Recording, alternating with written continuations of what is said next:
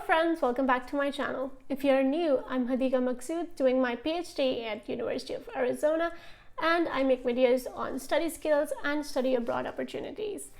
This video is a continuation of my previous one where I was talking about formatting of a resume.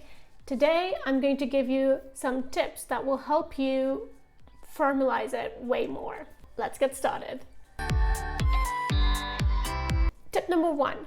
When writing a resume, do consider using the F-Vision format. And this F-Vision concept comes from an eye tracking study, which I explained in my other video.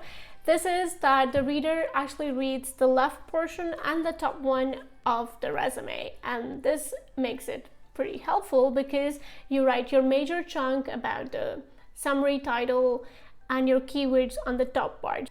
Tip number 2, the font size. The preferred font size for the content is from 10 to 12, so try not to go below 10, which becomes harder for the eye to read.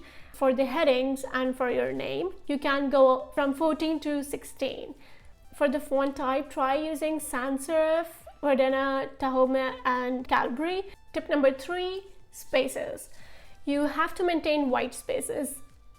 The CV should not look cluttered. It should not be of paragraphs, and that's why it's recommended to do the bullet points so that you have adequate amount of white space, and that just makes it easier and more aesthetically pleasant to read.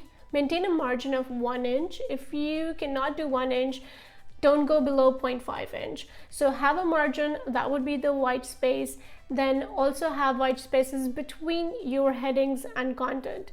And you can also add the break lines, but if you're not using break lines, that's totally fine. Tip number 4, and that's very important, do not add the references. They're not needed. If they would like to consider you, they would ask you for the references, or usually within an application, there's a separate section where they ask for references, as there is a separate portion for cover letters. So don't put references in your resume. Don't even mention that it would be available on request. You don't need to. Just skip the heading of references totally. Point number 5, do use the accomplishment statements. And I have explained about the accomplishment statements in my other video. I've placed the link in the description as well. These are the bullet points that would highlight your accomplishment during the certain work that you have been doing. And you have to do that in bullet points. Tip number 6, submit your resume in PDF. If you have to upload it online, please do not do it in Word, because sometimes the formatting gets disturbed and there could be an error.